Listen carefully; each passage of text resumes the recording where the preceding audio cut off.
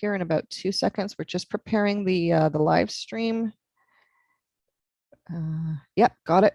All right, we are good to go. And Carolyn, I am going to give you the reins. It is now your show.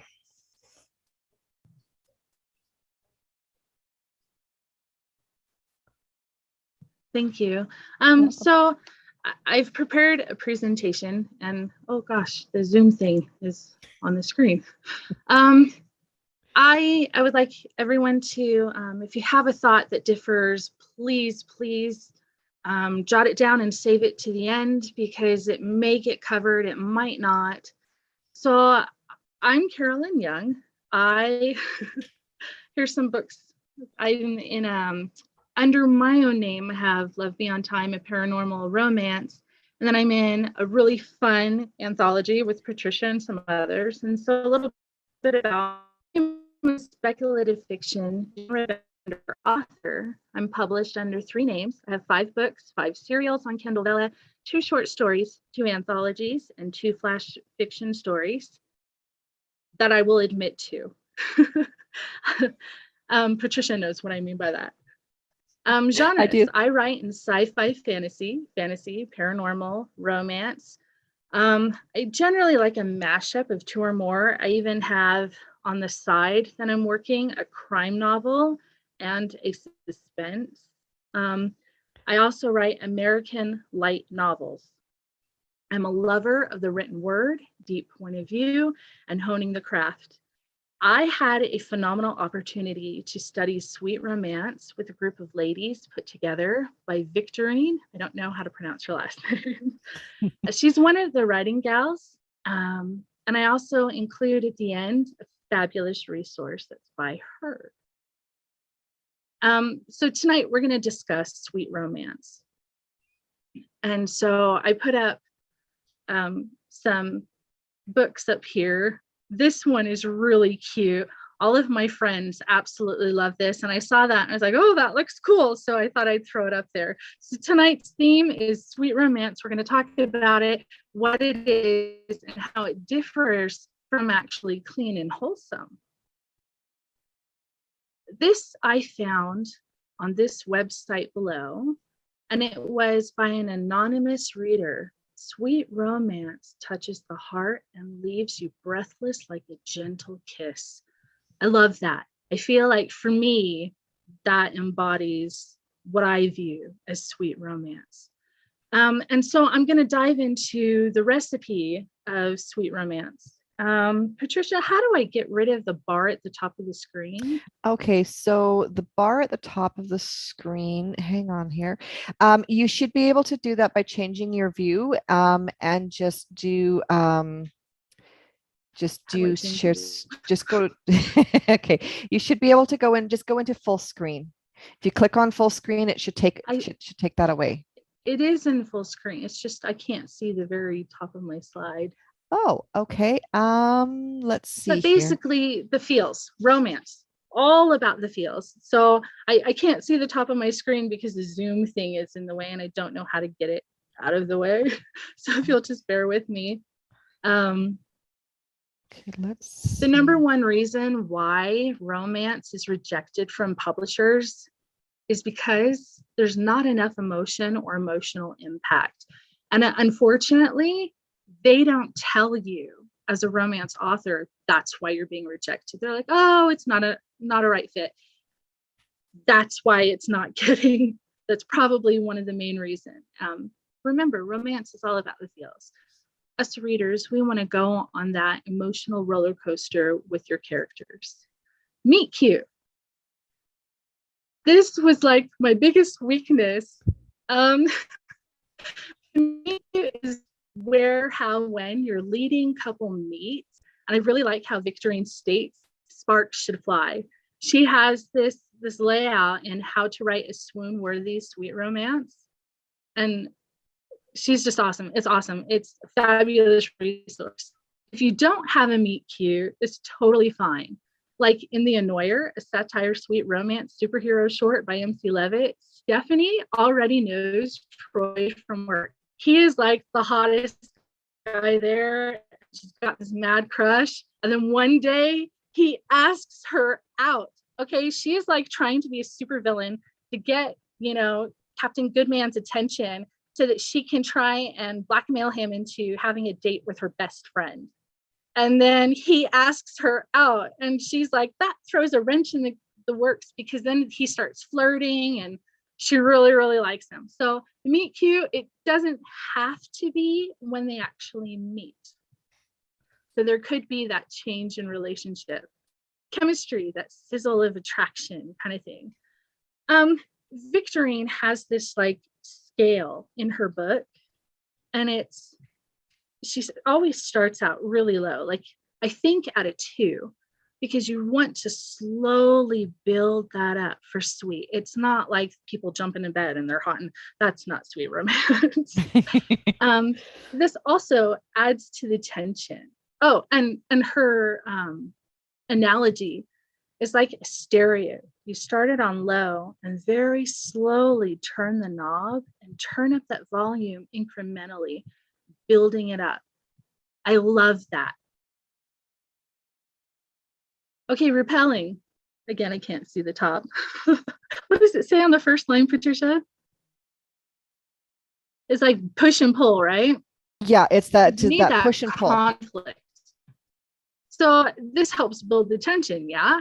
And it can add to the tension and have higher impact on the emotions and on your reader's emotions. This is usually internal. You can break it up by adding something external too. And I think it was Victorine who states it's best to layer the reasons. And I really like that. I'm going to go out there and say it, guys. I really, really hate a certain structure of romance. It's really prominent from like 30, 40, 50 years ago, where it's the one reason. The base reason is the one thing that keeps them apart throughout the whole thing. Like if you have a base reason and your characters address that, move on. Show that character growth. Now, if there's something layered on top of that, that's different, because now that's a new variable for them to address. So the problem is growing with the character and the problem. So, like, I mean, you can follow it, but readers like me, please don't beat a dead horse. I have dropped so many romance authors for beating a dead horse. So that's just my 2 cents. Julie Spencer has this fantastic suggestion in her book, How to Outline a Romance Novel.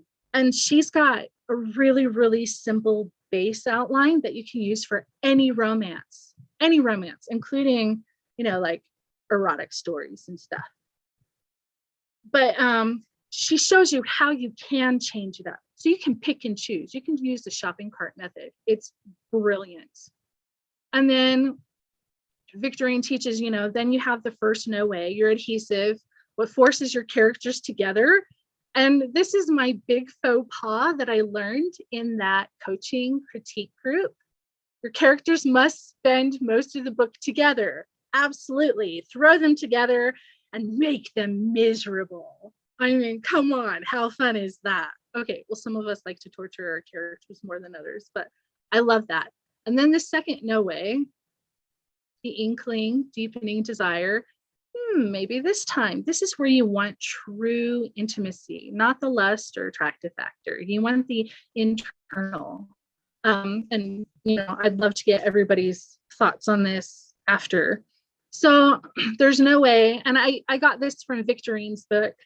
For whatever reason, your characters can actually be together, but they're forced together, right? So things start to get personal, and she brings up maybe they have personal conversations where they start bond to get to know each other. That's your chance to build things up. And she states, the most emotional, intimate part of your book needs to happen near the climax of the book, or at least in the second half. Remember, you're turning up the volume of everything as we go, and this will bring your characters close together emotionally. This high intensity should be in the latter part of the book, because you don't have anywhere else to go. Or I'm telling you, that's where I was stuck in one of my billionaire romances. Had no idea. That's exactly why. I didn't turn it up slowly and I had it too far in the story. And that's where my writer's block came. So if you're having writer's block, did you slow it down enough? Something to think about. And then we have the physical intimacy, like a simple touch. You stand, he opens the door for you and he puts his hand on the small of your back. You know, if you're like Twitter pated or crushing on him, you're going to have an emotional reaction. If this is somebody you like, somebody you're attracted to, you know, maybe warmth floods you or your heart flutters. Two really fantastic resources: Body Beats to Build On by April Gardner and The Emotion Thesaurus by Angela Ackerman and Becca Puglisi. Amazing, because they help you go deeper. Body beats can be action beats, but they're about the body, what's going on internally or physically, you know, externally with you. Like, are you shaking? Your skin prickles, things like that. It's fabulous. Those two right there will help you go deeper to bring out more emotion in your romance. Then you have The Inkling of Doubt, Deepening Doubt, Retreat. No way this is going to work. Shields Up, The Breakup. I hate the breakup. Gives me anxiety. So if you give me anxiety, you're doing it right. Dark Moments. Really amp that up. I mean, get your readers to cry out, gasp, you know, just throw the book across the room. I know some readers have done that. I myself may have screamed once or twice, you know, really crush their soul along with your characters. This is also where we see the most character growth. So Wake Up, Resolution, Grand Gesture, and the closing for the mirror image of the meet cute. So we're going to talk a little bit about sweet versus clean. There are so many definitions of sweet romance and or clean romance. I know they get intermingled a lot, and this really confused me at the beginning of my journey, not gonna lie. There's like a lack of standard novel rating system for this kind of thing to help new writers in the genre to navigate what's appropriate and acceptable. However, there's hope. The writing gals have come up with a fantastic safe system for sweet romance writers for us to use for our specific needs. So I'm going to show that to you now. And keep in mind, this is very much about you and your target audience and your reader's expectation. I won't go through all of this. I'll put this presentation, the slides, in the group so people can download.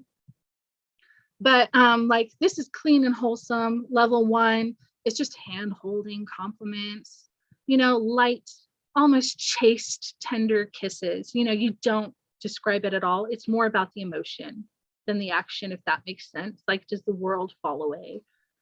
So that's example of level 1. And then in level 2, you got the touch that signals attraction. You know, maybe she's holding his hand and then caresses the back of it with her fingertips. This, I think, could be more of lighter making out, if that makes sense. Level 3, we've got the harder making out, the French kiss. I know that certain people, they don't like tongue action, so they don't want to hear descriptions. But as you can see, they have this still follow the guidelines. Feel hot, sweating, heavier, gasping, groaning. No mention of arousal. Okay, none. Very little description of in any sort of intimacy. Definite fade to black. Now, sweet romance can be outside of this. Which level should you use? That is entirely up to your target audience, what your reader's expectation. And Laura, if you're still around, I would love to get your feedback after the presentation on this, because a few people have told me sweet can be adult, like not full on, because we don't do sex scenes in sweet, I guess. Well, that's what I don't do sex scenes in any of my sweet. I like the sweet, fluffy, low angst. So I'm the ooey gooey writer. So where you can find this graphic, I've put the link at the bottom, which again is in the presentation, so you can just copy and go there. And Michelle Pennington has an informational post on it. Absolutely brilliant, completely brilliant. Okay, so sweet romance must-haves. And if you have anything to add to the list, write it down. I'd love to discuss it when we're done. Meet cute near the beginning, at least within the first 3 chapters. I cannot tell you how many times I got dinged for this. If the characters don't meet in the first chapter, the other lead's name needs to be brought up. They need to hear about each other or have a thought about that person, something to introduce them. The first kiss should change the character's world. Absolutely, because when you kiss, it changes the relationship and it changes how you view that person. It colors it. And the feels. Oh my goodness. Yes, the feels. Absolutely have those feels. All romance absolutely needs to have a happily ever after or happy for now. This is non-negotiable for romance. And we'll get into why, because Julie covers that in her book. So key differences I've noticed, and please add to it. I don't believe there are any hard and fast rules, actually, because so many people view sweet and clean totally different. I think it's safe to say, though, that sweet can fit in any level of the clean and wholesome, but can also fit outside those parameters, like what the guide from the Writing Gals. No sex on the page, a sweet theme. I think some language is allowed. I have a character who cusses, and I keep it PG-13, but that I try to keep it true to the character. And sensuality is acceptable as long as it's not pushed too far. Like, don't go erotica or erotic descriptive. And then I found this awesome heat level where sex is talked about, but not described in detail. There may be scenes of kissing that lead to consummation or morning after. The act itself does not happen on the page. So no graphic sex on the page, no pre or extramarital sex. That's another opinion that I found. Oh my gosh, this poll is so fun. I love this. I found this. So readers, writers, publishers, and well-informed adults were asked to define sweet and or clean romance. There are 15, so bear with me. Some of these are really fun. Sweet romances emphasize emotional intimacy and may contain sexual tension. G to PG heat levels. That's a little low. I mean, for some sweets, I think you can go higher than that. 2, in order to make room for sweet romance among many romance categories on their site, Amazon created a new category, clean and wholesome. I think that sweet romance can be outside of clean and wholesome. So I don't know if that's true or not. Sweet romances show no explicit sexual details, contain no sexual scenes, and do not contain pre or extramarital sex.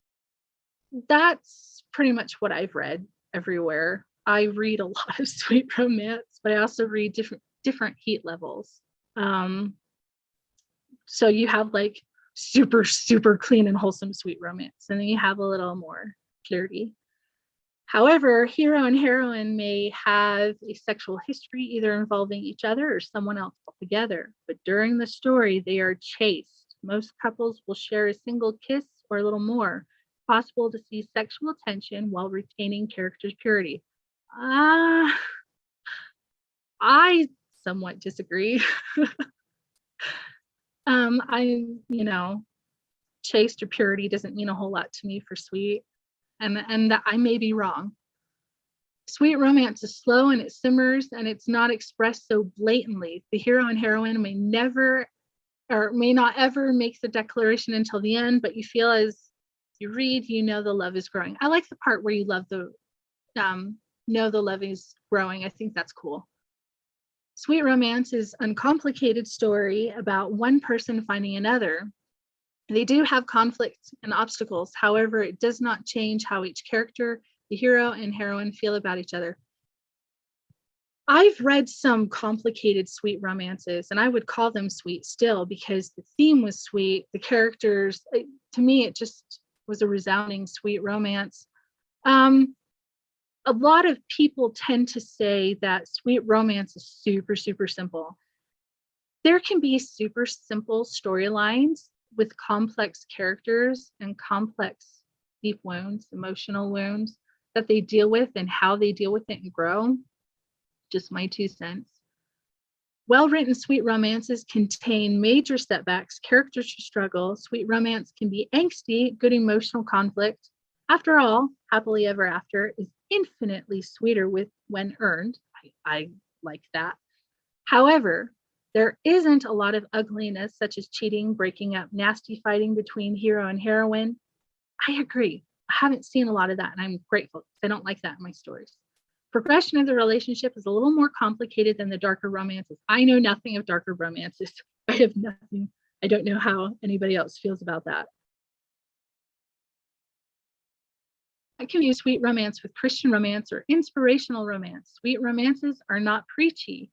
Faith may intertwine with life, but religion is not a key element of the story, and characters do not have a faith crisis. I like that. If I want Christian romance, I'll go find Christian romance. Sweet romances often contain strong themes along the lines of community is important, traditional values, faith and hope play a role in the story. I haven't seen that, and maybe I'm just reading different sweet romances. Offensive language is not found in sweet romances, though they may contain some mild language. I guess I don't know the difference between offensive and mild because a cuss word is a cuss word. Maybe they mean like body parts, but that belongs more in spicy adult descriptive stories. That definitely wouldn't be sweet. Clean romance refers to the language content. The language is clean, then no offensive or dirty language is included. I don't think that's what clean romance means. I think it also has to do with sexuality and not showing sex and stuff too much, like at all on the page. The optimistic endings are a must with sweet romance. Sweet romances have ooey gooey characters that can't stop thinking about no. No. That's a cute little thing, but no.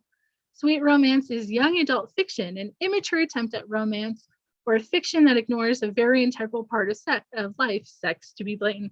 I don't think it's immature at all. I think it just broadens the audience. Like now, young women like 14 can read a sweet romance and their mom doesn't have to sweat over it. Like, what is my daughter reading? Proper romance is an official label for sweet romance. This was by one publishing company, and the proper romance titles are doing very well. Cool. I got these from Kristen Holt's article, A Myriad Definitions of Sweet Romance and or Clean Romance. I thought that was really fun, and it perfectly illustrates how many different point of views, and I'm telling you, they have multiplied tenfold over the years. I still can't find a direct definition of sweet romance. So now let's go over romance real quick, because Julie defines romance, and a lot of us authors are labeling our romances or our stories as romance, and they don't quite fit. A lot, you'll see. So a romance novel consists of two main ingredients: a central plot focused around a romantic relationship, typically between two people, that follows the development of them falling in love, and a conclusion where the love these characters have for one another ends in a happy, uplifting, and emotionally satisfying way. If you can take the romance out of the story and still have a story, it's not romance. Okay, so turns out most of my romance stories are not romance. It's most likely a love story, drama, tragedy, women's fiction, or a different genre with romantic subplots. A romance has to have a happy ending. If your story ends in a breakup or murder, it's not a romance novel. That would be a tragedy or a drama. So now we get into the love story, and I can't read the upper line, but hopefully you can. But basically, one or both main characters die, or they end up together, or they don't end up together. That's not a romance. A love story is a lot like a romance and is often confused and mislabeled as romance. Part of the reason for this is that there's not a good way to classify them on the Amazon list or place them on a bookshelf other than to call the stories romance. So we have this issue.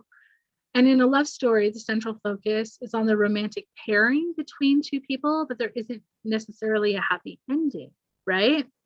So it's dramatic, heart-wrenching, and powerful. That's a love story. And oh my gosh, so this is from Julie Spencer's How to Outline a Romance Novel. That's the one with the two simplistic outlines. And an outline is different. Oh gosh, words fail me. Patricia, what was it? What was the other thing? There's an outline and then there's the there's the outline and your actual your storyboard plotting. Outlines, plotting, yeah. that's it. Outlines and plotting, two totally different. And she defines that. She goes about it very scientifically. Thank you so much, Patricia. Patricia's my brain. God help us both. Let's talk about sweet romance covers. And I picked out the ones that sing to me. I love the soft and the sweet. And to me, these covers say soft and sweet. I just want you to look at them for a moment. I want you to look at the font. I want you to look at the covers and what's in the covers. I want you to look at the color palette. All right, I'm taking all your time away. There's a reason for this. What do they have in common? Most sweet romance covers have a softness to them. They can have soft colors. They can have softness in the couple, softness in the scenery and background, because we had one that was just a gorgeous background. They have a softness that draws people. Oh, this is sweet. Now look at the fonts. Most of these had two fonts, and there's a reason for that. Okay, one is closer to sans serif. Sans is none, so that means generally these little doohickeys hanging down are gone. It's just very, like this. This is a sans serif. But something close to a very simple serif font, and then a script font. It just draws your attention, and script is more romantic. And so when we glance at these, it's just an automatic thing. Oh, that must be romance. But as you see, some of these also just have one. So another thing is, most of these have a couple on the cover. Some have a charming building. Some have just a charming scene, but they all shout sweet romance. Another trend is vector art. I don't like the busy vector art covers, and that's just me. There are some people in sweet romance who have super simple vector art, and it is stunning. There's a vampire, and this isn't sweet, but there's a vector art vampire series where the lead was just turned into a vampire, and she has all these shoes. She knows everything about shoes, and she's literally the devil's daughter, and the devil is a woman, and it's hilarious. And her covers look hilarious. So when I see vector art, if it doesn't tell me sweet, I'm going to skip right over it. If it's too busy, I'm going to skip over it. There's some fun and really cute covers. I just couldn't find any that I liked because I'm really picky. Uh-oh, it's going slow. So we have how to target them. It's, where can sweet romance fit in? It fits in for young adult, new adult. It fits in sci-fi, fantasy, paranormal, pretty much most genres. You can find them. And I know that some of these categories are also tropes, but some people are, they're like, oh, sweet romance doesn't fit into a whole lot. Actually, it fits into a ton. You have small town, best friend's brother, cowboy western, rom-com, and I'll skip most of this, but one concern was, do they have any LGBTQ plus? Yes, there are lots of sweet romance for the community, and they're sweet, and they're just beautifully written. I love sweet romance. I'm sorry. I think that people who write sweet romance, it is totally different than like erotica, totally different than erotic, totally different than most adult. It's can even be different than clean and wholesome because you have such a narrow audience, I think. And those authors are so thoughtful when they write their stories. Super thoughtful. Every detail counts in my experience with sweet romance authors. I'm going to go out on a limb, just state I don't think thriller, horror, and crime novels allow for sweet romance. I think that might be a no-brainer. Let me know if this is frozen on your end. It's going slow on mine. I wanted to give some resources. I love How to Write a Swoon-Worthy Sweet Romance by Victorine. I think you say her name Lesky. She is phenomenal. She's one of the writing gals. She's super patient. She answers questions, and she gave our group so many resources. And it's very simplified. And I love how sweet and simple she is in this book, because for people getting into this genre, it's wonderful. How to Outline a Romance Novel by Julie Spencer. I love this. I got to beta read this, and I'm actually using this to write a series of short stories, all sweet romance, and just the options. Again, you can use the shopping cart method. She gives very basic, and she gives suggestions. It's well written. It's easy to understand. And this next one, I actually don't have this one yet, but I'm getting it. Writing romance is not about sex, or is it? How far is too far in clean romance? I need boundaries. I'm naturally a very flirtatious person. And in my fantasies, these characters, they see each other, it's lust, attraction, things like that. So for me, I need a guide to look at so that I can keep it within, because this is my goal. I really, really want to learn to write sweet romance and write it well. So I've been working on this for actually like 4 years. I'm almost there. Romance tropes and hooks. Oh my goodness. If you do not have this book, get it. It is amazing. I went in and I highlighted all of my favorites that I love to read. And in another color, I highlighted all of my favorites that I am bound and determined to write. And then I have these 2 books that I've also brought up. Body Beats to Build On by April Gardner. It is a game changer. Especially if you're learning deep point of view, you get to go deeper. And let me say, storytelling is a beautiful thing. And there are different ways of storytelling. There's telling. It's like sitting around a campfire and telling a story to everybody. And that's fine. You tell them how the character feels, and you keep it a little on the shallow side. There's absolutely a huge audience for that. There's nothing wrong with that. There is show and tell, which you can do a mixture of showing and telling, where telling can speed up the pace, and it can absolutely be this beautiful thing. And Lisa Hall Wilson, she teaches a masterclass for deep point of view. She compares it to putting your readers in the seat at a movie theater. So that's what show and tell can do. It can bring this fantastic experience. A deep point of view is where you take the reader, you pull them into the movie, you put them in the character. Deep point of view is where you give your readers a visceral, emotional experience on a whole new level. Your readers will feel, or they should, if you do it right, feel what your character's feeling. Absolutely. And they should be affected, very much so. And that's what deep point of view is. And each one, absolutely fabulous. But Body Beats can help on every level. Absolutely take it a little bit deeper to add those emotions, to add to those feels. The Emotion Thesaurus. Oh my gosh, I love this one. Angela Ackerman and Becca Puglisi, brilliant.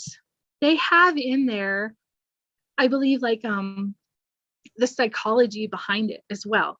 So you're getting physical, you're getting internal reactions, you're getting possible thought processes, and how to deal with it. So they're helping you on like 4 different levels to really bring in that emotion for your characters. Again, this is great for all levels of storytelling. So before I hand this over, I love this journey. It's been an amazing journey in my quest to learn how to write incredible sweet romance. My goal is to one day write a charming romance my daughter can enjoy and share with her friends.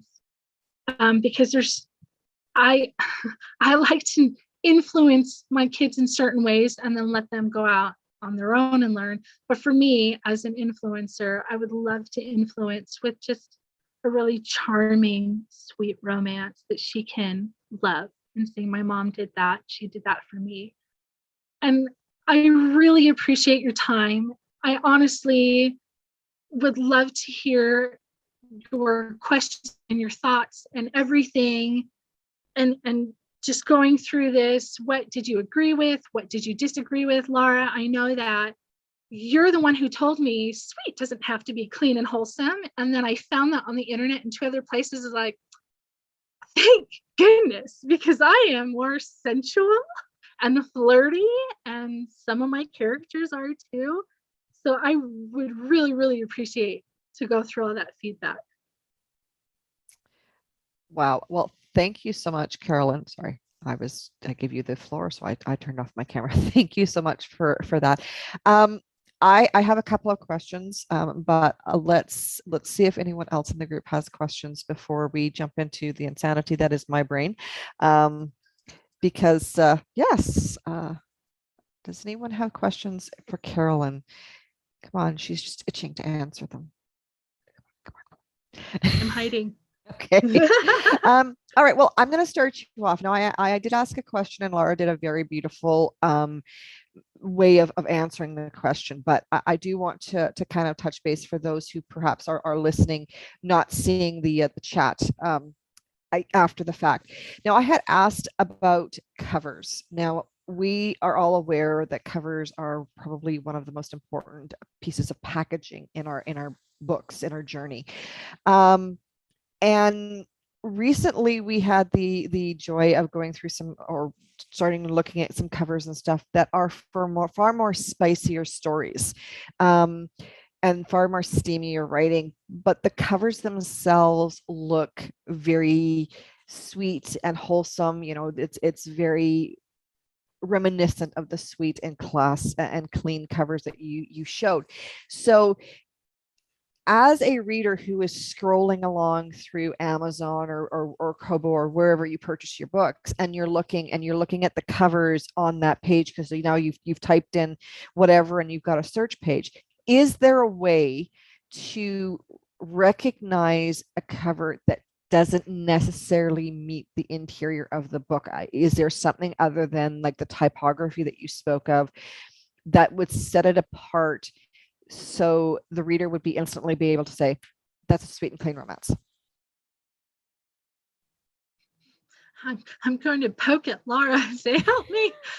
For me, I like those pretty pastel colors that you saw.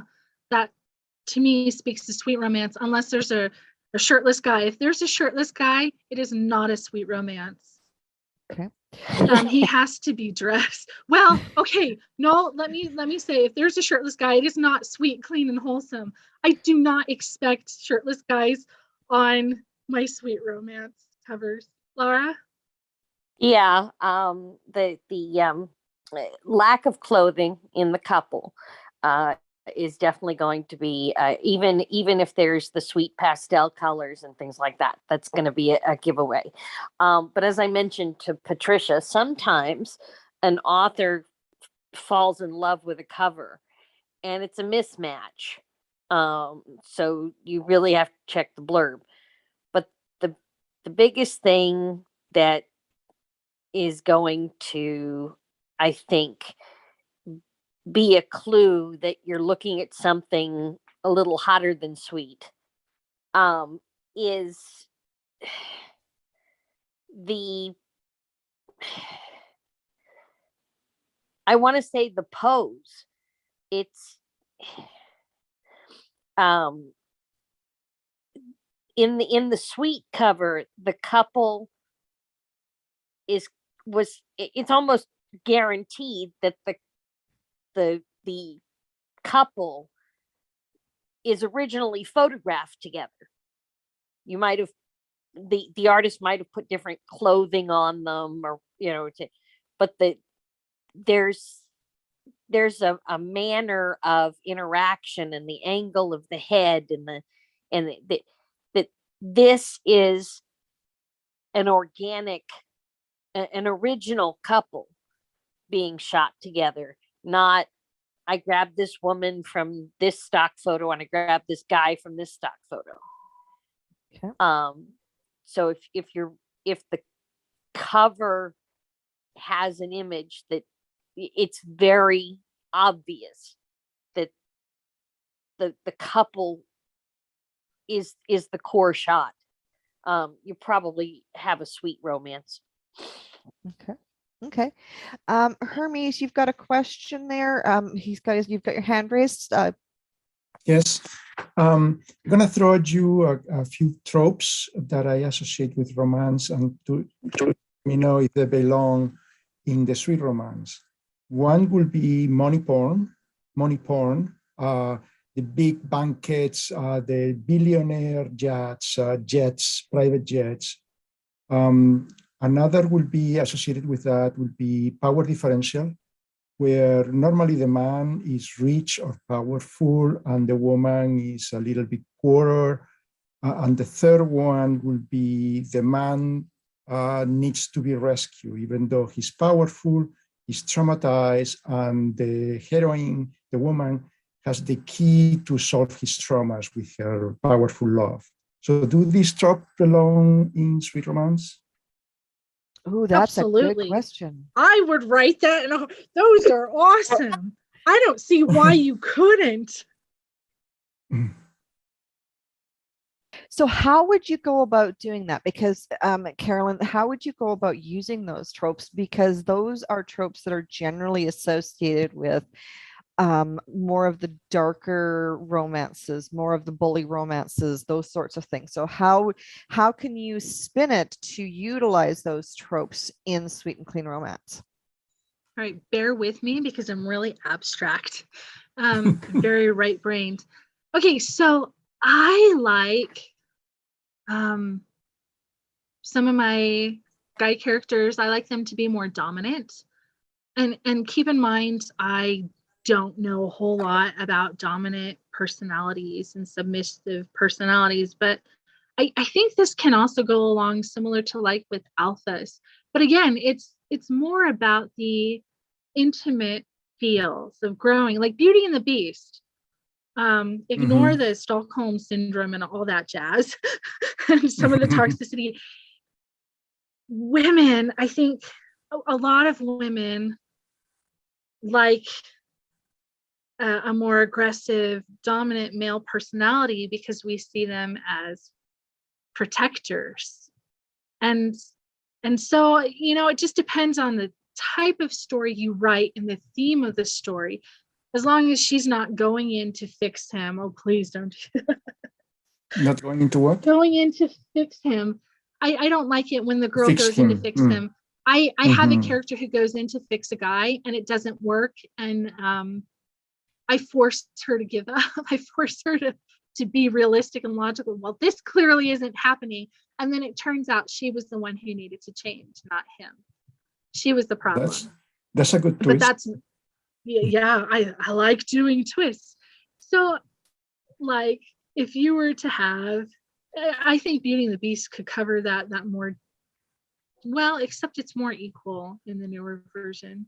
But I also like the heroine going to, she's key to rescuing, and what if she blackmailed him to get what she wanted, but in the end, she's willing to give that up because she's fallen for him. Like, fine, I'll just hand it over. I'll give you what you need for this. And he's like, you know what? Screw this. You're what I need. That's what sweet to me is all about. You just sweeten it a little. You take some of the angst off it. And I could totally be wrong on that. But again, sweet, just no sex on the page, no raunchiness or you can absolutely sweeten anything except for thrillers. Well, I'm sure that there's a way to sweeten thrillers. Come on now. Come on. Figure it out and tell me. Okay. Does that answer the question at all? But yes, I think so. Hermes, did you want her to expand on that a little bit more? Yeah, tell me. So in a sweet romance, I don't know any sweet romance. I haven't read any. I'm just feeding on what you tell me. So there won't be any space at all for anything that would be unethical, like coercive or. I'm thinking of 50 Shades of Grey as I ask this question. Because How there is so many 50 Shades of Grey sweet. No, 50 that's Shades of not Grey sweet. cannot be It's sweet. not sweet at all. No, and I don't think it's a good novel. No. But there is a lot of I think it was very successful because it successfully used a lot of tropes that romance readers like the money porn and the guy that needs to be rescued and all that. Yeah. So I think Well, and look at Billionaire. There are so many sweet billionaire romances. That trend dominated like 5-6 years ago, and I think it still is going strong. I think people are still making a lot of money off of it. I mean, it's just not as big. It's not the biggest trend out right now. But, I like billionaire romances, and I like twisting the tropes around. So yeah, you can absolutely have that rich guy. I like the cold CEO. I read a lot of comics on the web. I read web comics and webtoons and lots of stuff like that. I like I'm probably gonna mess up pronouncing this Sunder. They're the cold, the very icy cold man who's like a jerk. But then there's one woman that melts him, that he's kind to. Everyone else, he's ice. Like, come near him, you're dead. That murders. But that, for women like me, that makes us feel safe. Like, we're the one and only. Makes you feel powerful. Yes, reverse you can do too. the magic that nobody can do. You can do it, and you can reach to this guy. Yeah, exactly. Very empowering. Exactly. And what is it about her that makes her so different and special? That right there is the game changer. And if you can make it unique and believable, I am a big fan. How about LGBTQ?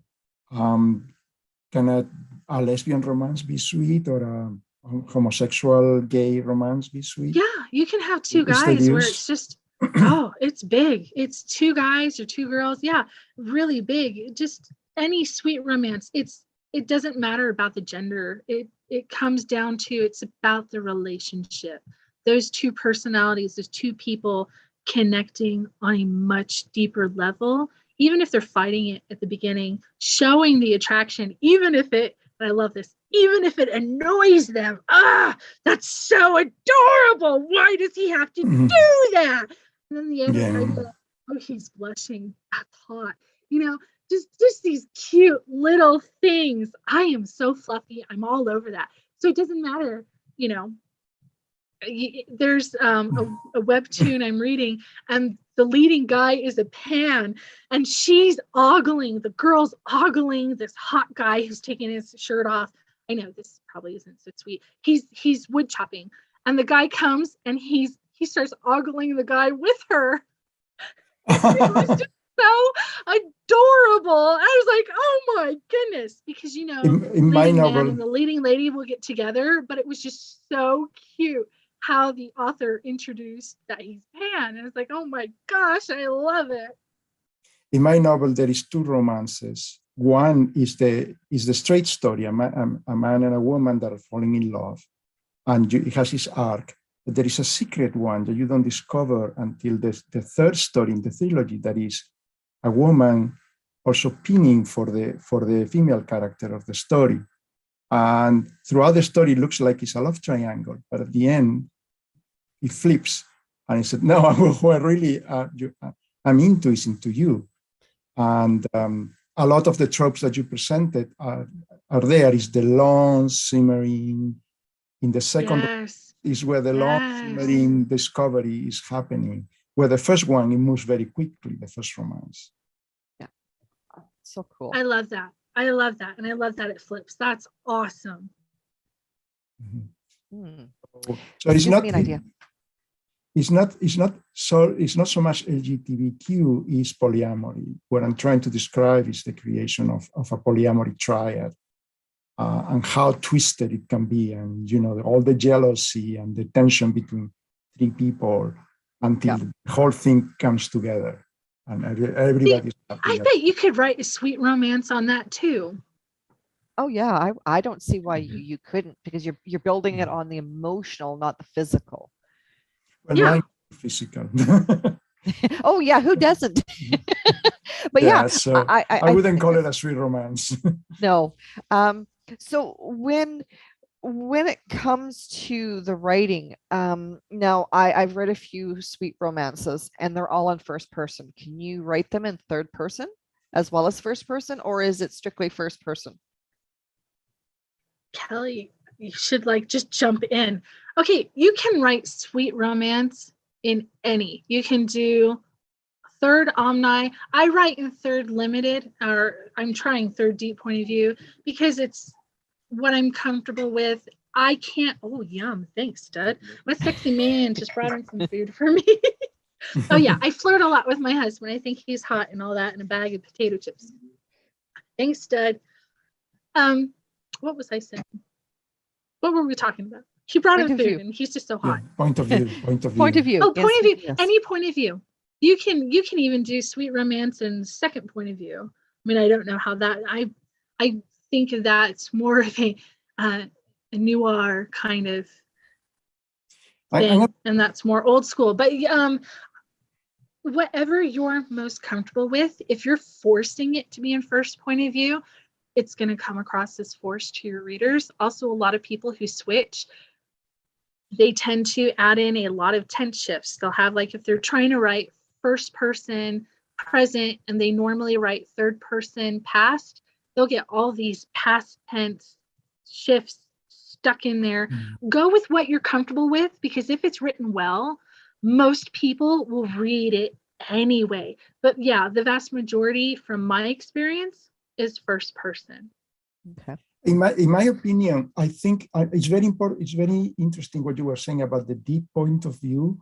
That's what I always struggle to achieve in my novels. And I think it's better to actually, to achieve it is easier with the third person than first person. Because if you think about it, if I'm telling you a story about me, I'm always me and you're always you. So you're never going to be in my shoes because I'm othering you as I write the story. But if I write in third person, it's like, look what happened to this woman. And then I put little snippets of dialogues that are internal dialogue. And at that moment, I'm inviting the reader into the mind of the character. So I think the point of view is easier achieved to that. And the other thing... Well, there's a nuance. If I could just jump in real quick. There's a nuance of deep point of view that a lot of people in first person miss out, because it seems like only a fraction of romance authors who write in first person know about it. It's called free indirect speech or free indirect discourse, depending on where you are in the world. It's about showing the inner thoughts without breaking point of view. You don't put them in italics. Instead of saying, third person limited, I'm going to be telling, oh gosh, Ian is so hot. And instead of switching to say, I can't believe, say, Stella, kind of, I guess it's telling. Patricia, I suck at this. I need to write it down. But instead of going from a shift of, I did this, I did that too. Oh gosh, no, I should just write down an example. Go ahead and talk amongst yourself. Well, it's something like, instead of coming up and saying, oh my God, I really think Tony is hot. It's, you're like, it's more, his muscles glistening in the sun, or just, make her heart pound or something along those lines. So you're differentiating between, you're giving the reader the same amount of information, you're giving them the same thought, but you're doing it in a way that actually brings them into the physical and the emotional and the physiological as well, so that they get the whole picture. So, and that's deep point of view, and deep point of view is absolutely phenomenal. And I really struggle because and Carolyn and I had this conversation last night during critiques. A lot of authors that don't use deep point of view, the writing is incredibly shallow. And when you're used to writing in deep point of view and you're trying to write in shallow, it shows, and it's vice versa. So I think it's, deep point of view, you're spot on, Hermes. It is an incredibly powerful tool in an author's toolbox, and something that authors need to know a little bit about, even if it's just the basics.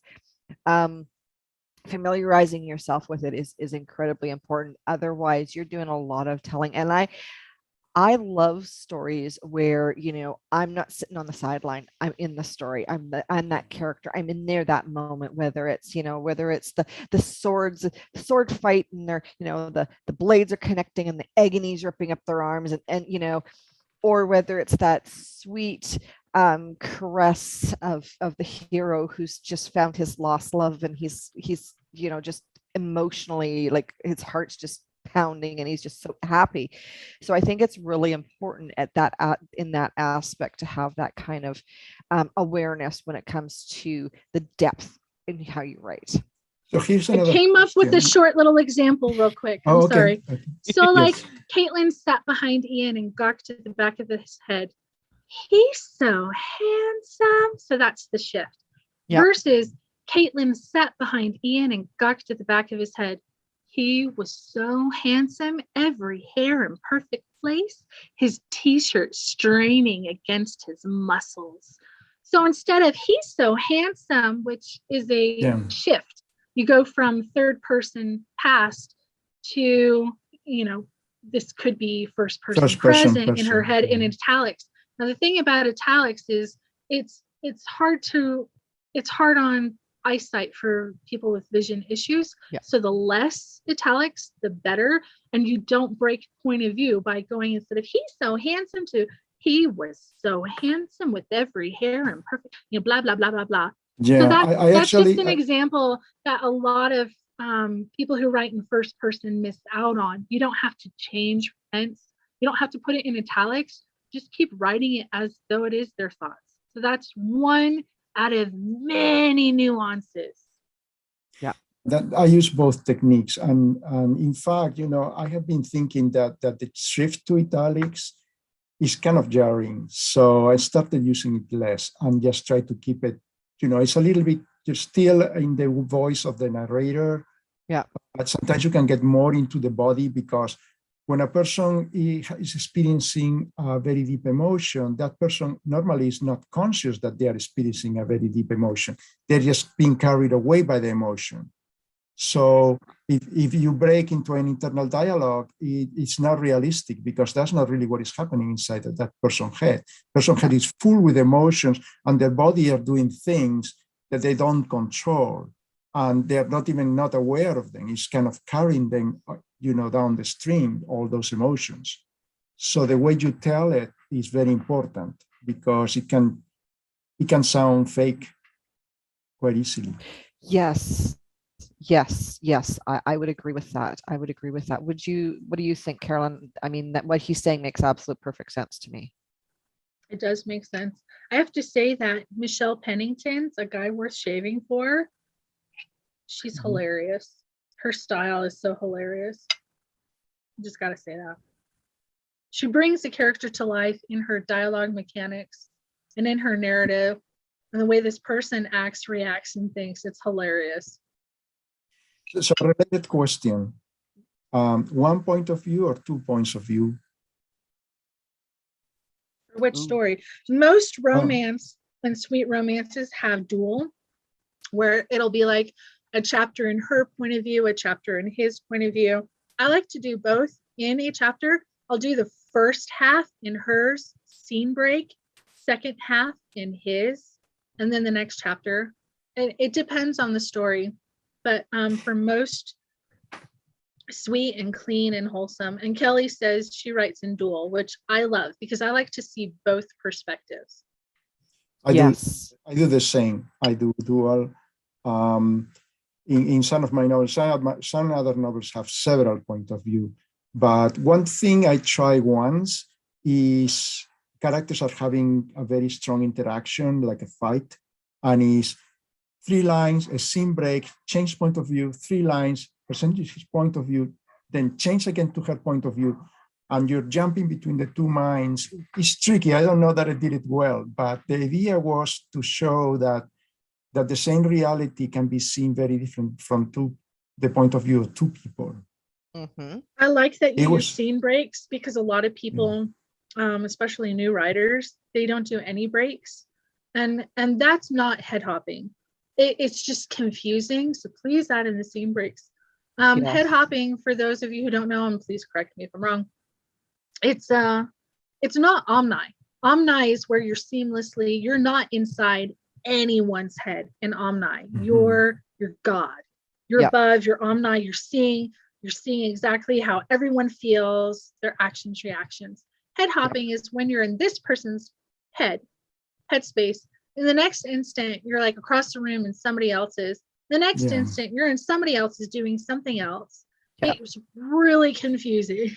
Yes. No, I think what you do is you set up the rules very much at the beginning of the book. Like, there's going to be 2 points of view, and 3 asterisks means I'm going to jump point of view, or I may not jump point of view.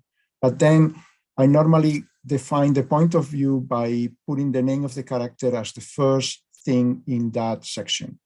Like, Celia did this, Julio did that, and then you know that I have changed point of view. Yeah, I think that's fantastic, and I we've kind of got a little off of the sweet romance here, but that's okay. This is a great conversation here. So when it comes to Carolyn, and I'm gonna throw you under the bus here because that's what I do. When it comes to the finished product and you're looking at marketing, you're looking at putting it out there, with sweet romance, is it like every other romance out there where it's recommended that instead of doing standalones you do series, not serials but series, like multiple books in the same world or whatever, or same characters? Is that something that would be recommended, or is sweet romance one of those that is more flexible and you can actually make a better go of it with standalones? All right, hear me out. Hear me out. I've read a ton of sweet romance standalones, and I love them, and I love the authors who write them. Oh gosh, I can't remember. I'll look it up later. There's this author, and she wrote one of the classics. She like revamped it for modern day.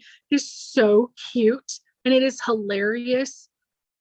And I can't believe I forgot what it's called. I see the image in my head. Anyway, she writes a bunch of standalones. I will read whatever she puts out because I love her books.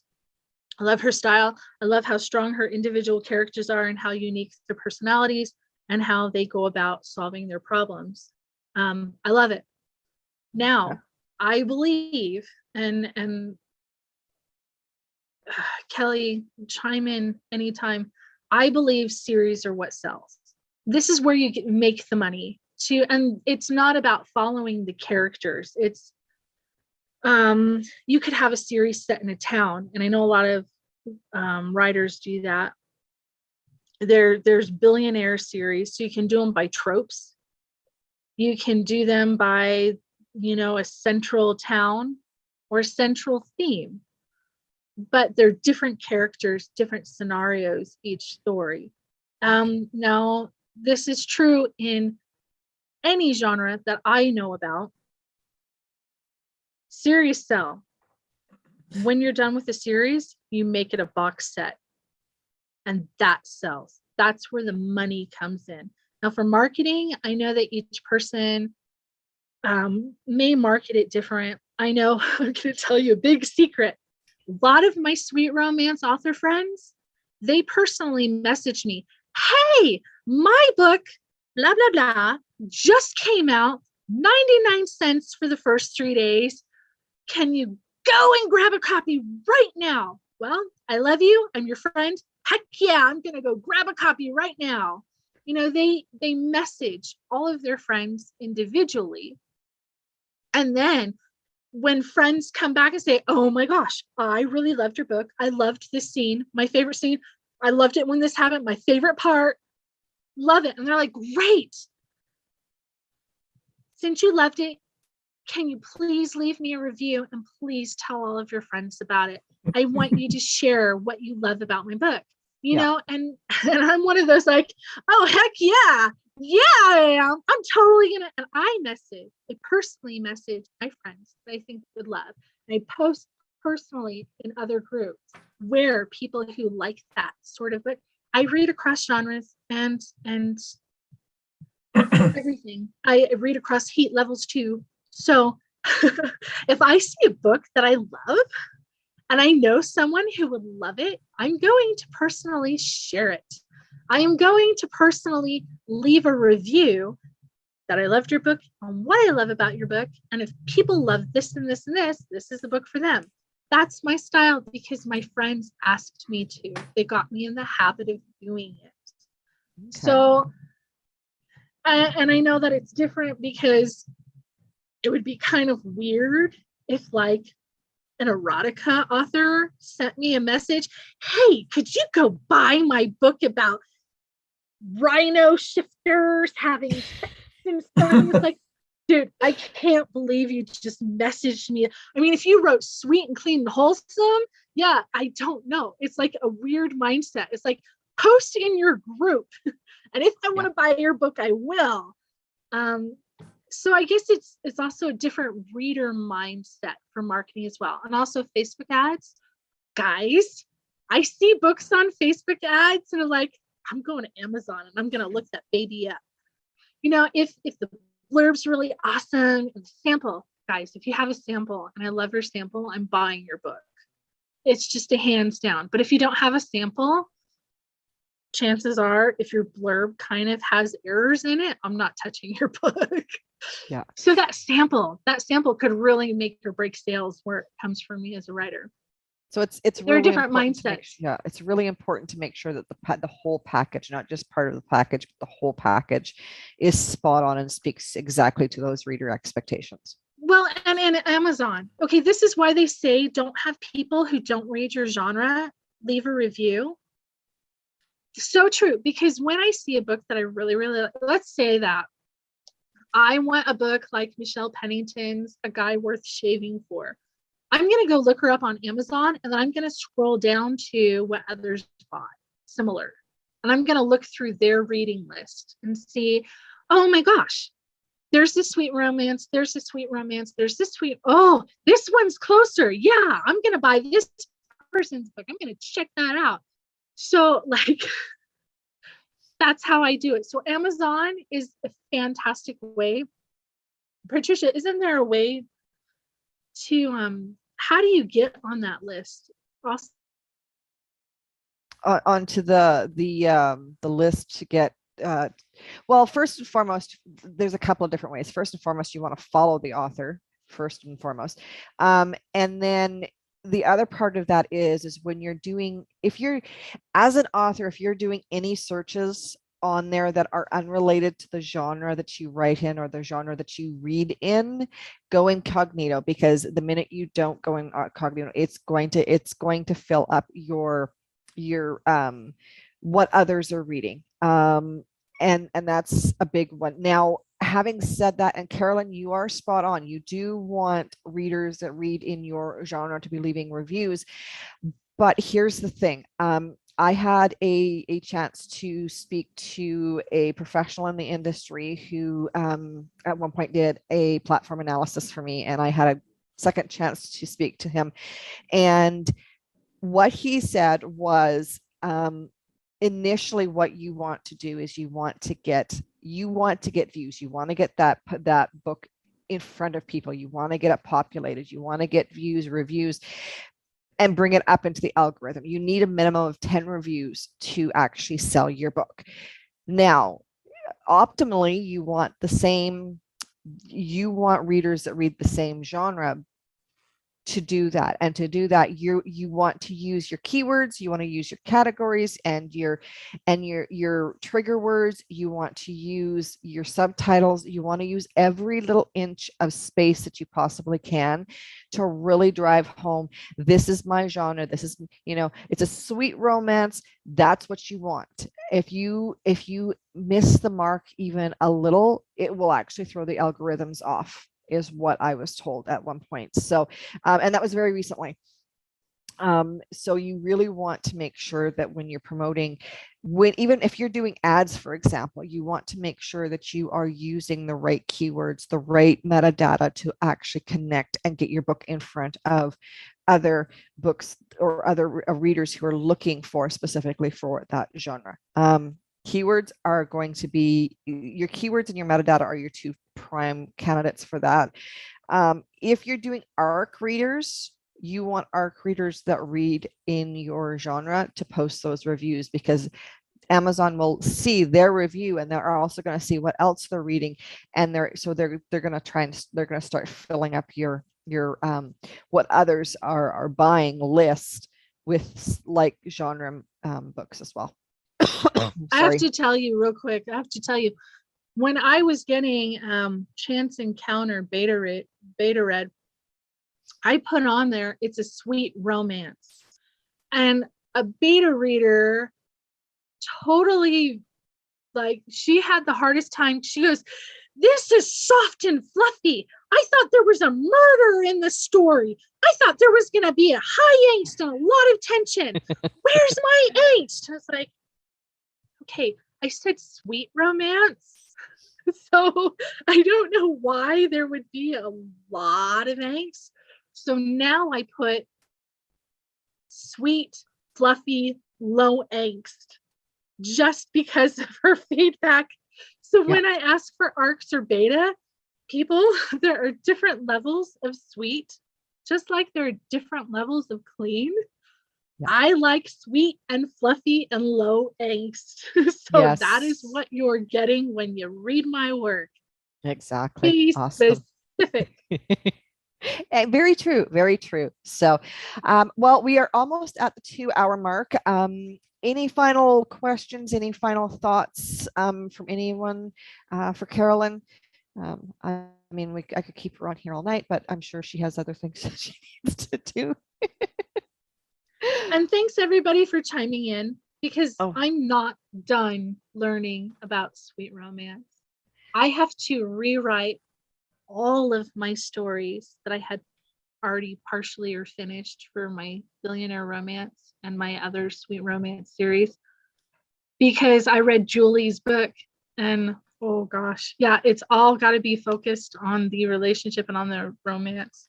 So I'm still on this journey, and if you have resources, comment them, add to it, help people like me out. Yep, exactly. Do not hesitate. If you have questions, for those of you who are joining us after the presentation, if you have questions, if you have comments, resources, suggestions, by all means, please leave them in the description box or in the comment section. We do read them, and we do try and get back to you as quickly as we can. Now, if it's a question that we have to do a little bit of research on, by all means, please understand that we are working on it, and we will get back to you as quickly as possible. But yeah, fantastic presentation, Carolyn. Absolutely wonderful. Thank you so very much for taking a couple of hours out of your evening to share everything with us. I'm sure that there are going to be further questions, and I cannot wait to work with you on our next presentation, which is actually going to be about deep point of view. Oh, really? Wait, are we going to be able to fit it all in one? There are so many nuances. I don't think we're going to be able to fit it all into one presentation, but we're going to see what we can do. It'll probably be 2 or 3 at the very least, but we are going to be working on a deep point of view as well. So Thank you everyone for coming. Thank you so very much for taking the time out to join us this evening and to give us some feedback and let us know what your thoughts. It was so appreciated. A huge round of applause for Carolyn. And I look forward to seeing everybody again in 2 weeks. And next time we'll actually have our time thing figured out. So I apologize for the confusion again from this morning, from earlier in regards to the time, but we will get it figured out. It will be perfect. It will be awesome. And I look forward to seeing everybody then. And I look forward to sharing a little bit more information. And yeah, have a great evening, everybody.